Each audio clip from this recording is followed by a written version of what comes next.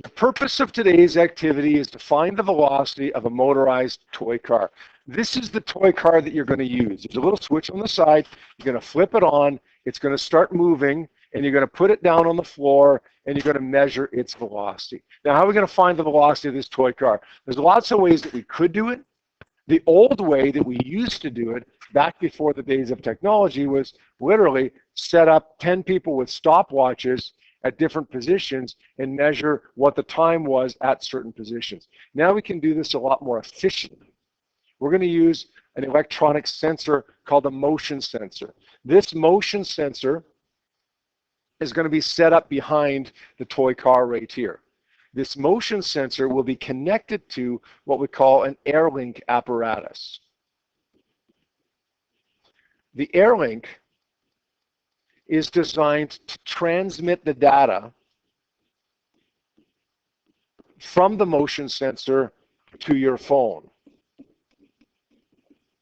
your iPhone or your Android or whatever it is.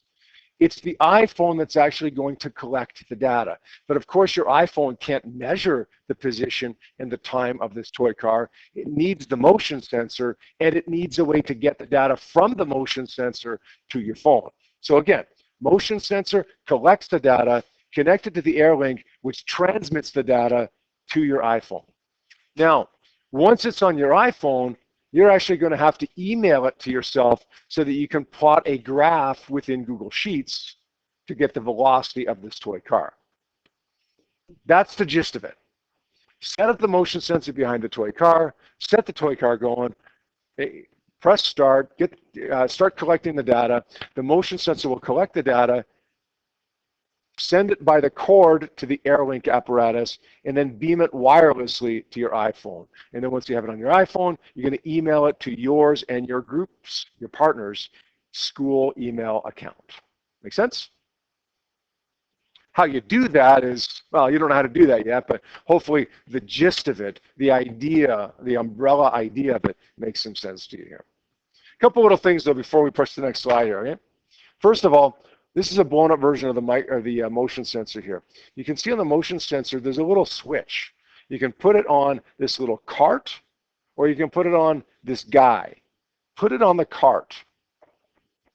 It should already be there, but if something happens and somebody in the last class flipped it to the wrong side, then you don't want to be in that spot where you're collecting faulty data because of something that they did. They put it on the little cart. If you put it on the little cart, it becomes good at measuring the position and time of small, nearby objects. If you put it on the guy, it becomes good at measuring the position and time of large, far-away objects. We want to measure the position and time of these small little cars. So we want it on the little cart. The other thing is you notice that there's a piece of cardboard taped to that car. You may need to tape a piece of cardboard to that cart to make the car bigger. Sometimes the motion sensor isn't particularly good at picking up something that's this small. Sometimes it works fine, sometimes it doesn't. If it's not working fine, you may need to tape a piece of cardboard to it just to make the car bigger. You may want to do that right off the top before you even see if you have trouble, and then you don't have to worry about repeating it. All right? The instructions for setting this up are clearly outlined in a little booklet that you see over here that each of you can pick up, or at least that each group can pick up. There's a table of contents. It'll be the second thing in the table of contents. It says setting up the AirLink and sensor on page 5. You're going to follow the instructions to the letter. If you do, you're not likely going to have any issues. If you don't, the app can be a little bit finicky, and you might have some issues if you don't follow it to the letter. That make sense? If you have any trouble, then ask me questions, right? It's the first time you're doing this. It's fine to ask me questions, or if you have a little bit of trouble. It's fine next time too, but especially right now where it's your first time going through this. All right, once you collect your data, it's sent to your iPhone, you email it to yourself, you get it into Google Sheets and so on. Instructions for most of that are in that booklet. Importing the data into Google Sheets, I'll actually show you later on the screen once you've actually got your data. Okay, then you're going to end up with something like this, a data table. And that data table should have 2 columns. When you actually import it into Google Sheets, it's going to actually have maybe a dozen columns. You're going to delete all of them except for time and position. Time in the first column, position in the second column. You guys remember from yesterday what my manipulated variable would be? Time. Time is going to be my manipulated variable. It's going to go on the x-axis of my graph. And that manipulated variable not only goes in the x-axis of a graph, it also goes in the first column of a data table. Manipulated comes first, then responding. So you're going to have your time position data here. Then you're going to plot your graph electronically using Google Sheets. Position on the y-axis, time on the x-axis, and of course you're going to label it as well. You should see some data points that look something like this. You're going to plot a line of best fit from Google Sheets. You're just going to tell it to plot a line of best fit, which is going to look something like this. And then you want to display the slope of that line of best fit.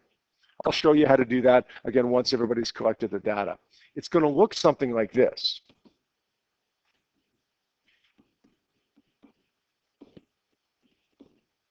The slope of the graph is right here. Remember, y equals mx plus b?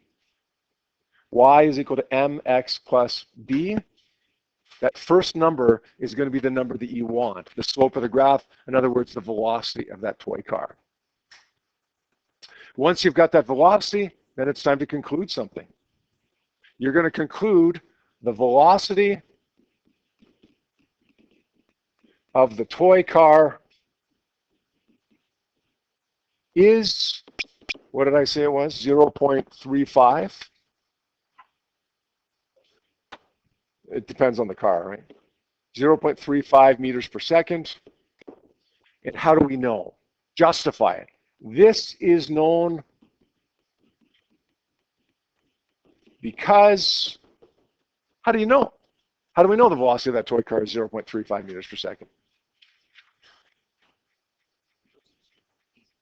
Okay, but we use our motion sensor to collect data. Don't say because I collected data, whatever. Tell me what you did to get 0.35. Took the slope of what? Of what graph? Good. I took the slope of a position time graph. This is known because the slope of a position time graph is 0.35. Now you need some sources of error and suggestions for improvement. One of the sources of error might be something like the motion sensor wasn't picking up the car properly. Suggestion for improvement might be add a big piece of cardboard to it to make the car bigger. Now, a suggestion for improvement, a source of error and suggestion for improvement isn't necessarily something that you realize after the fact. You may be doing the lab and saying, oh, this would make it better. Fix it then if you realize this would make it better, right? Don't wait until after the fact and it's all over. Fix it. You can still use that as a source of error. Now, you don't have to say, oh, I fixed it. That's not going to count as a source of error. Of course it is. Your sources of error can come from your materials. They can come from your procedure. They can come from your time management. They can come from all kinds of different places. Things that could have been better and a way to make it better. What are you going to have to hand in for this? For this one, because I want you to get the hang of the technology, all I'm going to ask you to do is hand in data, analysis, conclusion, and sources of error.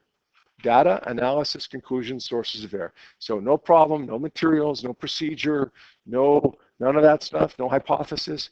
Data, analysis, conclusion, and sources of error. In other words, you're going to have a table that looks like this. You're going to have a graph that looks like this. You're going to have a conclusion and sources of error that look like this. This is all going to be done within Google Classroom. This is going to be on a Google Doc that you're going to create within Google Classroom. And the graph is going to come from a spreadsheet within Google Sheets that you're going to copy over to your Google Doc. But again, I'll show you how to do that once everybody has their data collected. Right?